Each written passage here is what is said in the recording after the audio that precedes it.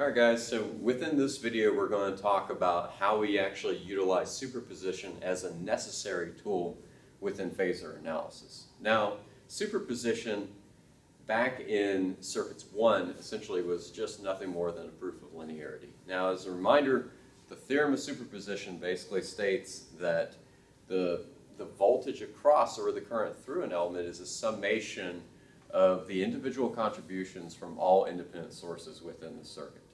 However, with AC analysis, essentially we move from using that as a proof of linearity to an absolutely critical technique that we have to utilize when we actually consider two sources that may, or more sources within the circuit that may have varying frequencies. Now, what we have seen so far is that the impedance value for the capacitor or the inductor is absolutely dependent upon that angular frequency from that AC source.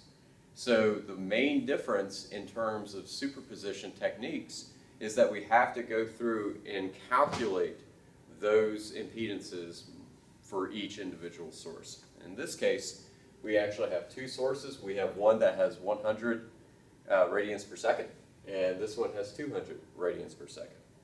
So the base operation essentially method of superposition is we turn off all sources except for one, and with AC analysis we go through and we calculate the impedance values, and then we basically solve with conventional phasor arithmetic, sinusoidal steady state analysis, the voltage across the current through one of the elements that we're concerned with.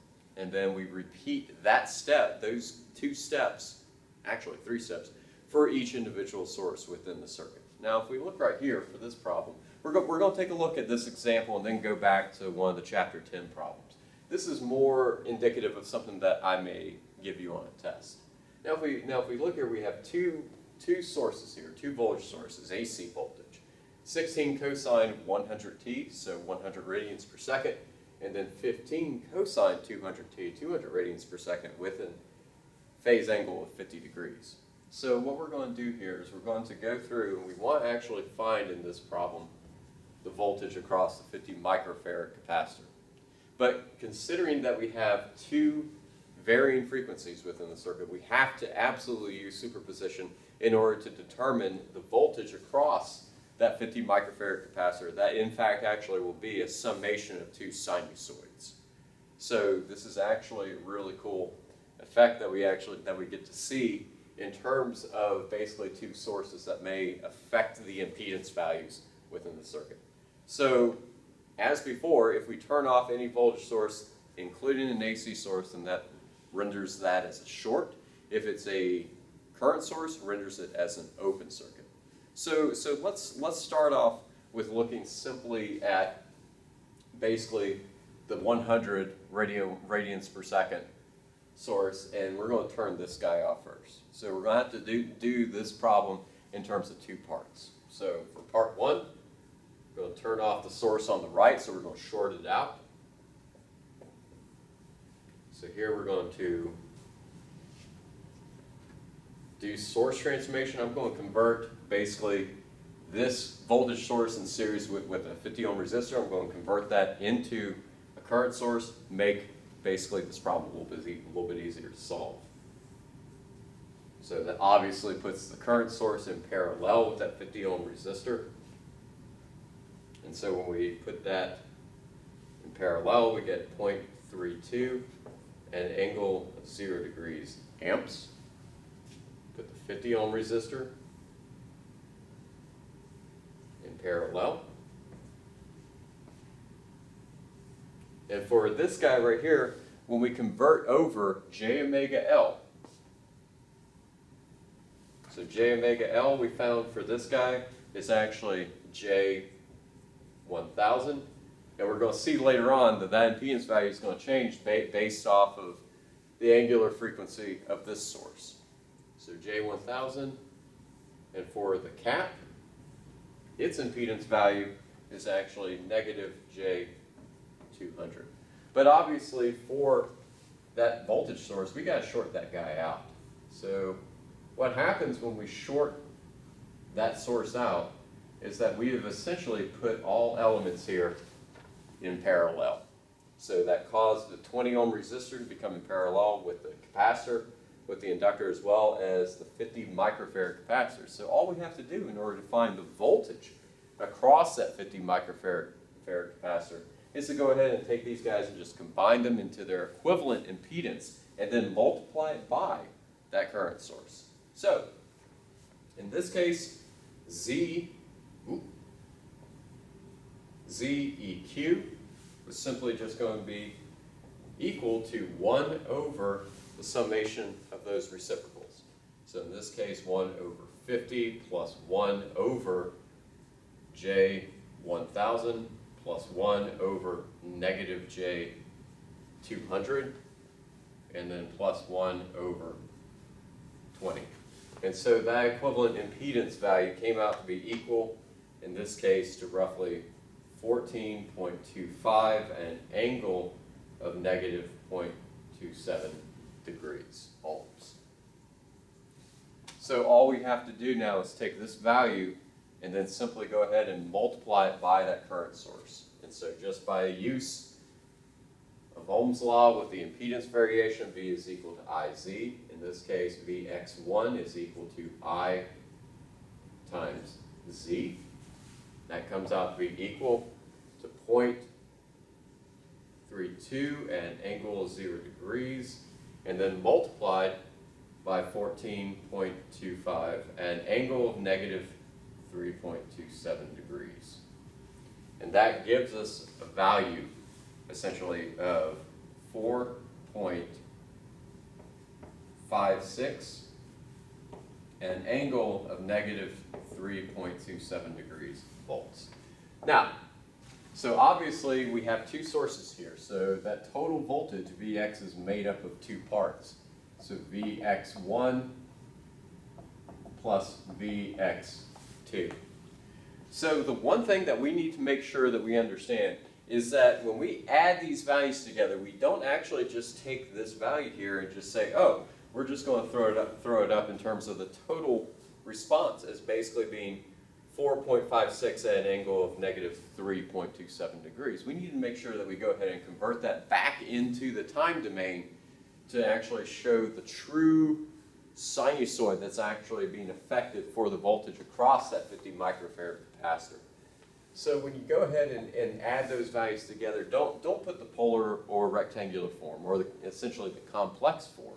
Go ahead and convert that right back into the time domain. So in this case, we would have 4.56 cosine of 100t, and then minus 3.27 degrees. And what we're going to see is when we actually go through and solve this on the other side, then actually we're going to get a summation of two sinusoids, but both having varying frequencies. Okay, so let's look at part 2 now.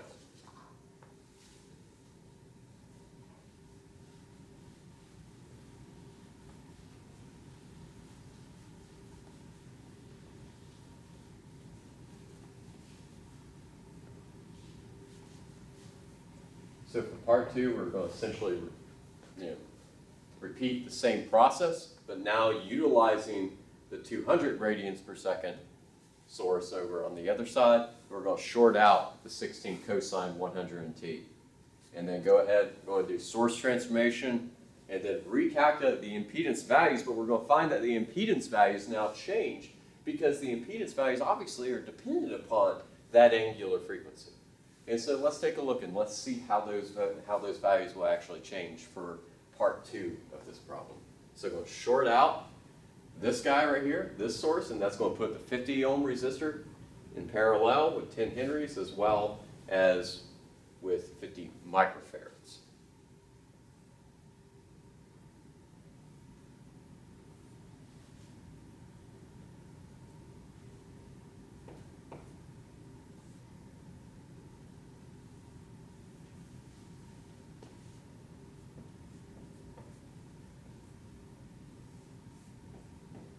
And as we can see here, guys, for the inductor, the impedance value actually, instead of being J1000, now is J2000.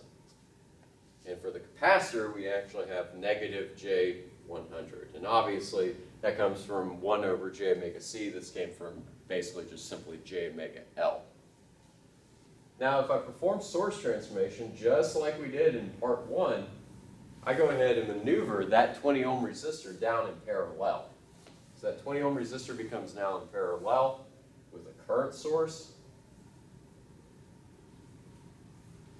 And so now we can actually render that current source as actually being a value of 0.75 and an angle of 0 degrees.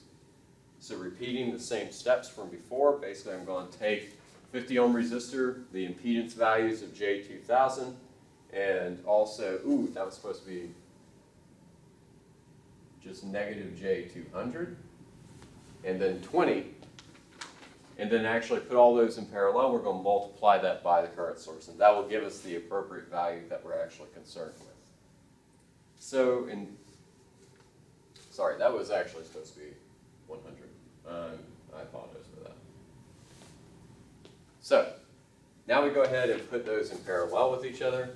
So Z EQ is equal to 50 in parallel with J 200, 2000 in parallel with negative J 100 and in parallel with 20. And that value comes out to be equal to 14.156 and an angle of negative 7.73 degrees ohms. Now we just go ahead and apply the impedance variation of Ohm's law. So VXB is equal to IZ, which is equal to 0.75 and an angle of 0 degrees, multiplied by 14.156, an angle of negative 7.73 degrees, which gives us a final value of 10.2 and an angle of 42.27 degrees volts. In this case, guys, once again, we got to go back and actually add up the values, but in the time domain. Because the problem is, if we went ahead and just put this value right up here next to two values together that are essentially in their complex form, then the most easy mistake would be to just add the complex forms together, which gives us one single answer, which was absolutely incorrect. Here, we actually need to make sure that we put that back into the time domain so that we effectively see that we have two summations. We have one summation of two sinusoids, and in this case, we have 4.56 cosine 100t minus 3.27 degrees plus 10.2 cosine 200t, but an angle of 42.27 degrees volts.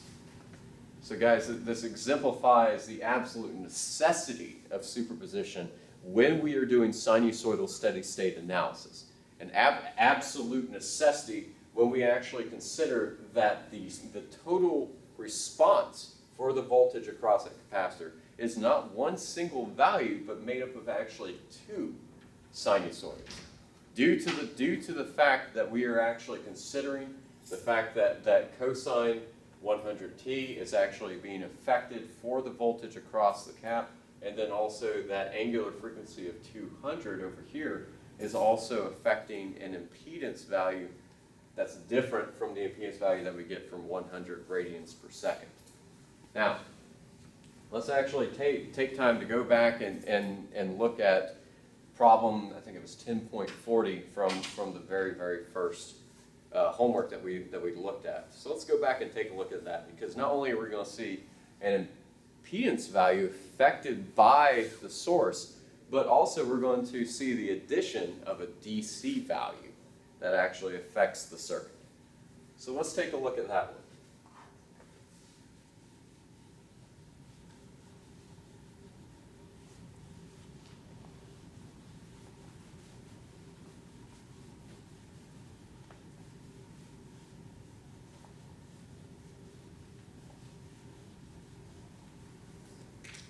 All right, so 10.40. Very, very simple circuit, but it definitely represents and gives us a kind of a different feel for how we can actually utilize superposition if we have an AC source and also a DC source within the circuit.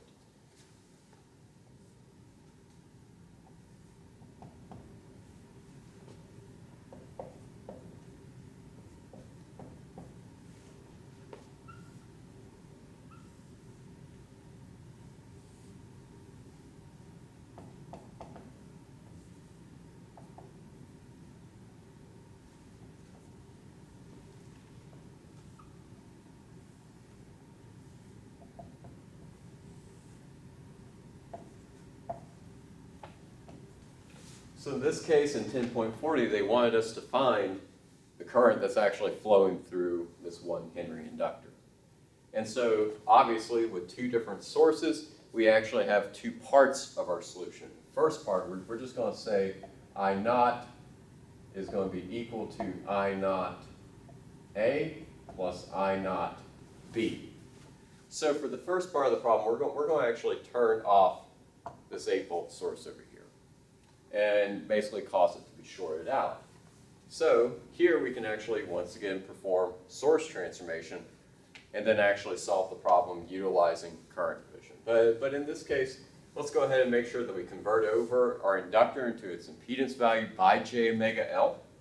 And so ZL is equal to j omega L, which in this case is just j times 4 and then 4 radians per second times 1 Henry, which equals J4. So if we go ahead and redraw our circuit,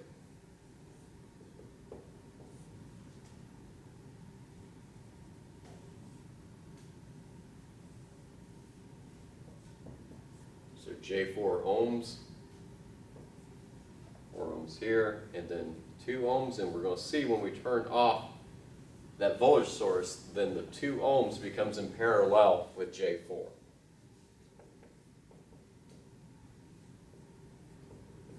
So now let's actually perform source transformation. We're going to convert this circuit over, and then we can actually go ahead and then utilize current division in an appropriate manner. So here we're going to convert over that 10 cosine 4t source into its current source equivalent, which when we do that, that puts that 4 ohm resistor in parallel with the equivalent current source. So the current source then gets converted into 2.5 at an angle of 0 degrees. In this case, that was actually 10 at an angle of 0 degrees. So then we have our inductor that's now in parallel. And here we have 2 ohms. So for here, guys, obviously for I naught A, with this guy right here, we want to make sure, see with current division, obviously we have 3 elements in parallel here, and for current division you can only have 2 elements in parallel for that to work. So we're going to take the 4 ohm and 2 ohm resistor, we're going to combine those in parallel, and then the circuit will be in such a form that we can actually perform current division appropriately. So we're going to redraw the circuit just one more time.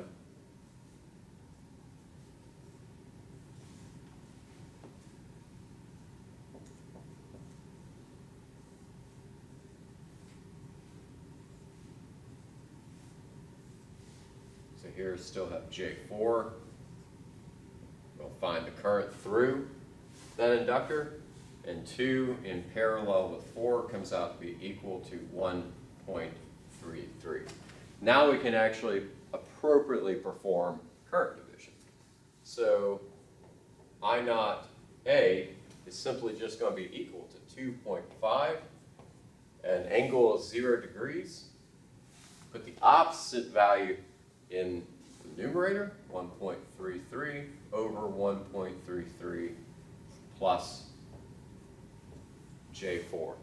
And that value comes out to be equal to 0.79 at an angle of negative 71.56 degrees amps. But just as before, we want to make sure that we go ahead and in our solution put the time domain variation up there. Make sure that we don't accidentally add the two complex values together, which would obviously give us a very, very incorrect answer. So in this case, the first contribution, 0.79 cosine 4t, and then minus 71.56 degrees. Now, how do we actually deal with the DC source? Well, with the DC source, there is no essentially impedance calculation that we have to do. A DC source renders two things for us, a transient state, and then also within the steady state with a DC source, there is no impedance. There's essentially going to be either for an inductor, a short, or then for the capacitor, an open circuit. And that's how we model them with DC sources in the steady state. Remember, sinusoidal steady state analysis, the key phrase in that is steady state. So all we have to do when we get impacted with AC analysis with the DC source here is just go ahead and take that inductor in steady state, just short it out. Or even with the capacitor, let it be an open circuit. And that's going to make this analysis for part 2 very, very easy. So let's go ahead and take a look.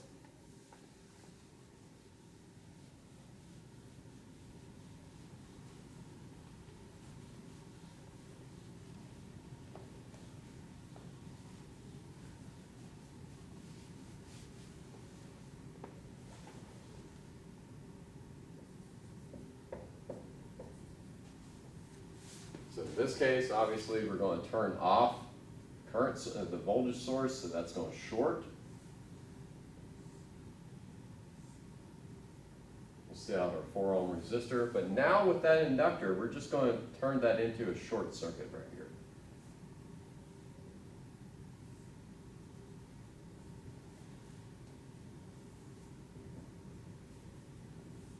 Here we have our 8-volt source, and then 2 ohms. But here's the trick, guys. Now we've actually introduced a short centralized within that circuit. And so the 4 ohm resistor on the on the left is not even going to impact the rest of the circuit. So the current that's actually going to flow through that inductor, I0 B, is actually just going to be simply 8 volts divided by 2. We're not going to see any impact from this guy over here because that short circuit is allowing basically for all that current coming from that 8-volt source to go through the 2 ohm resistor, just dump right through that short and then cycle back around. So I0 B is simply just going to be equal to 4 amps. So in fact, actually what we see here as an effect of not only an AC source, but also for a DC source, is that we have a sinusoid, but also a DC offset of 4 amps. So it's taking essentially that AC waveform that would look something in this manner and then shifting that up to where we would actually have a waveform that looks more like this, to where it actually has a DC offset. So very, very unique result here of having not only an AC source on the left, but also for a DC source on the right. So guys, this should actually give a pretty good introduction to how to actually deal with superposition within sinusoidal steady state analysis. And remember that where in circuits 1, it was just a proof of linearity. We could have found basically the same solution with loop analysis. But when we consider AC analysis, in which we actually see the impact of impedance due to the fact that we have varying frequencies within the circuit, then it's an absolute critical method in order for us to actually determine the true solution, which if we have multiple sources with varying frequencies, that the solution will be of the form of multiple voltages or currents with varying frequencies. But just remember that if that is the case, then we need to make sure we write out the solution appropriately in the time domain. Do not take those contributions and just add them together. That produces one single sinusoid. That would not be correct. The solution with varying frequencies has to be essentially varying frequencies themselves. So, as always, with any other video that we're putting up on YouTube right now, if you have questions about this method or what I've done, please email me.